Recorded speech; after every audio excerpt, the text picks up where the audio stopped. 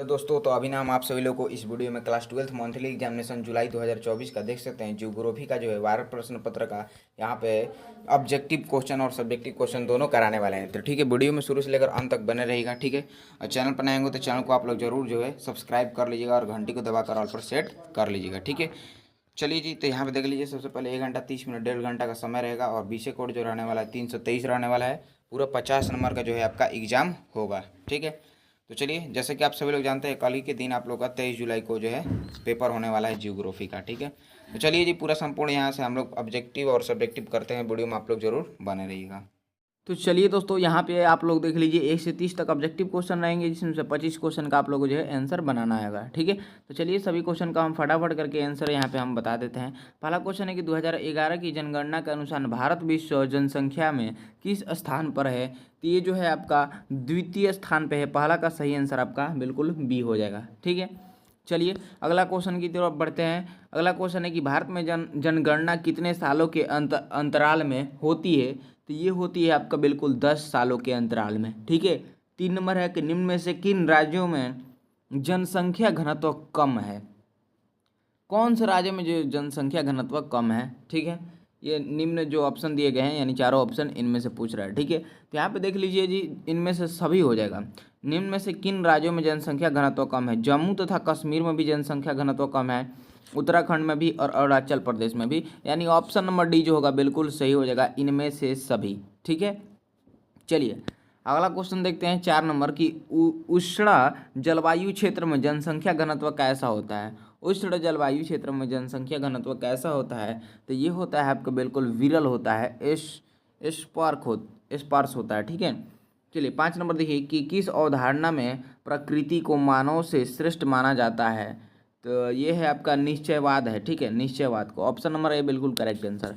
छठा क्वेश्चन देखिएगा, प्रति इकाई क्षेत्र में उपस्थित व्यक्तियों की संख्या को क्या कहते हैं। तो उसको हम लोग बोलते हैं जी जनसंख्या घनत्व। हाँ हाँ, जनसंख्या घनत्व ही बोलते हैं। ठीक है, ऑप्शन नंबर बी जो होगा बिल्कुल यहाँ पे इसका सही आंसर हो जाएगा। चलिए अगला क्वेश्चन देखिएगा यहाँ पे 7 नंबर, निम्न में से कौन भारत का पड़ोसी देश नहीं है। भारत का जो है पड़ोसी देश कौन नहीं है। ये निम्न में से, यानी 4 गो ऑप्शन में से। निम्न मतलब का ही 4 गो ऑप्शन जो दिया है इसी में से। ठीक है, समझ रहे हैं पूरा बढ़िया तरीके से। चलिए तो 7 का यहाँ पे जो है बिल्कुल जापान जो है आपका निम्न में से पड़ोसी देश नहीं है। ठीक है, जापान, ऑप्शन नंबर सी बिल्कुल सही आंसर हो जाएगा। नेक्स्ट ये 8 नंबर की, किस महाद्वीप में विश्व की सबसे अधिक जनसंख्या पाई जाती है। तो किस महाद्वीप में। तो ये एशिया महाद्वीप में जो है विश्व की सबसे अधिक जनसंख्या पाई जाती है। ठीक है, चलिए अगला है, निम्न में से कौन सा शहरी जनसंख्या वृद्धि का एक कारण है। तो ये है आपका बिल्कुल देख लीजिए जी, याद कर लीजिए, ग्रामीण शहरी प्रवास। ग्रामीण शहरी प्रवास। देखिए जी, आप लोग जो है पीडीएफ भी इसका जो है मिल जाएगा बिल्कुल फ्री में। तो उसके लिए वीडियो के डिस्क्रिप्शन में व्हाट्सएप ग्रुप का लिंक दिया गया है, जल्दी से आप लोग ज्वाइन कर लीजिए ताकि आप लोग को जो है पीडीएफ बिल्कुल फ्री में मिल जाए। ठीक है, तो फटाफट आप लोग ज्वाइन कर लीजिए। ठीक है, आपको पीडीएफ चाहिए तो, और चैनल पर नए हैं तो चैनल को आप लोग जरूर सब्सक्राइब कर लीजिएगा, आप सभी से रिक्वेस्ट है। ठीक है, और घंटी को दबाकर ऑल पर सेट जरूर कर लीजिएगा। ठीक है, चलिए आइए 10 नंबर क्वेश्चन को देखते हैं। क्या कहता है कि निम्न में से कौन झारखंड की राजधानी है। झारखंड की राजधानी जो है ना, ये रांची है। ठीक है, सब लोग जानते भी है, और ये क्वेश्चन पूछा है कितना इजी। झारखंड की राजधानी कहाँ है, यही ना है जी, रांची है। चलिए 11 देखिए, किशोर जनसंख्या किस आयु वर्ग के अंतर्गत आती है। तो ये आती है आपका बिल्कुल 10 से 19 वर्ष। कब जी, 10 से 19 वर्ष। अब 12 देखिए, निम्न में से किस राज्य में बौद्ध धर्म को मानने वाले अधिक संख्या में पाए जाते हैं। तो निम्न में से किस राज्य को बौद्ध धर्म को मानने वाले अधिक संख्या में पाए जाते हैं। तो वो है जी आपका देख लीजिए सिक्किम। कौन जी, सिक्किम, ऑप्शन नंबर सी बिल्कुल करेक्ट। 13 नंबर है, निम्न में से कौन सा प्राथमिक आर्थिक क्रियाकलाप है। तो ये है आपका बिल्कुल नोट करेंगे यहाँ पे। चलिए निम्न में से कौन सा प्राथमिक आर्थिक क्रियाकलाप है। कृषि भी है, खनन भी है और मत्स्य पालन भी है, इनमें से सभी है। ऑप्शन नंबर डी बिल्कुल करेक्ट आंसर। ठीक है, अगला क्वेश्चन देखिएगा 14 नंबर, निम्न में से कौन एक केंद्र शासित प्रदेश है। तो केंद्र शासित प्रदेश जो है ये है पांडिचेरी है। क्या है, पांडिचेरी है, ऑप्शन नंबर बी बिल्कुल करेक्ट आंसर। अगला क्वेश्चन 15 नंबर है, देखिएगा निम्न में से कौन मानव भूगोल की एक शाखा है। तो मानव भूगोल की जो शाखा है वो है आपका, इनमें से सब है, सामाजिक भूगोल भी है, शहरी भूगोल भी है और आर्थिक भूगोल, यानी कि सब है। ऑल ऑफ दीज हो जाएगा यहाँ पे, ऑप्शन नंबर डी बिल्कुल सही आंसर। अगले क्वेश्चन की तरफ बढ़ते हैं। उससे पहले प्यारे साथियों, वीडियो को लाइक नहीं किए हैं तो लाइक जरूर कर लीजिएगा। आप लोग खाली देखते हैं, लाइक नहीं करते। देखिए आप लोग के लिए इतना ज़्यादा मेहनत किया जा रहा है, ठीक है, ठीक है, तो लाइक जरूर कर लीजिएगा, ठीक है। चलिए, और आप लोग फाइनल एग्जाम में भी जाइएगा तो वहाँ पे जो है, वहाँ पे भी आप लोगों को बहुत बढ़िया तरीके से जो है हेल्प किया जाएगा, ठीक है। और जैसे मंथली एग्जाम खत्म हो जाता है तो तैयारी जो है पूरा अच्छी तरीके से भी कराया जाएगा, ठीक है। तो आप सभी लोग हमारे चैनल को अभी सब्सक्राइब कर लीजिए, ठीक है, ताकि मंथली एग्जाम भी खत्म हो तो उसमें आप लोग जो है फाइनल एग्जाम की तैयारी जो है यहाँ पे कराया जाएगा, तो आप लोग तैयारी कर सके। तो सब्सक्राइब करके घंटी को ऑल पर सेट जरूर कर लीजिएगा, ठीक है। चलिए जी, 16 देखिए, निम्न में से किस राज्य में साक्षरता दर सबसे अधिक है? केरल में है। कहाँ है? केरल में, ठीक है। 17 देखिए, किसी क्षेत्र में एक विशेष वर्ष में होने वाले कुल जन्म की संख्या को क्या कहते हैं? तो उसको हम लोग बोलते हैं जी जन्म दर बोलते हैं, बर्थ रेट बोलते हैं, ठीक है। अगला क्वेश्चन है, निम्न में से कौन आर्थिक भूगोल की एक शाखा है? तो आर्थिक भूगोल की जो शाखा है, कृषि भूगोल भी है, यहाँ पे देख लीजिए, कृषि भूगोल भी है, संसाधन भूगोल भी है और औद्योगिक भूगोल भी है। इनमें से सब है, यानी E all of these, option D बिल्कुल करेक्ट आंसर। अगला है 19 नंबर क्वेश्चन। क्वेश्चन में कहता है, क्या कहता है, देखिएगा, देख तो ही ले रहे हैं। तो देखिए, जनसंख्या संक्रमण सिद्धांत में जनसंख्या विकास की कितनी अवस्थाएं होती है? तो ये होती हैं बी बिल्कुल 3 गो होती है। ऑप्शन नंबर सी बिल्कुल करेक्ट आंसर हो जाएगा। 20 नंबर देखिएगा, निम्न में से कौन प्रवास को प्रेरित करने वाले कारक हैं? तो ये हैं आपके, देख लीजिए, इनमें से सभी है, बेरोजगारी, अशांति, गरीबी, सब है, सबके सब हैं। ईटीसी यानी सॉरी सॉरी ईटीसी नहीं जी, यहाँ पे देख लीजिए, निम्न में से कौन प्रवास को प्रेरित करने वाले कारक है? गरीबी, बेरोजगारी, अशांति, और इनमें से सभी, ये सभी हो जाएंगे, ठीक है। ऑप्शन नंबर डी बिल्कुल करेक्ट आंसर।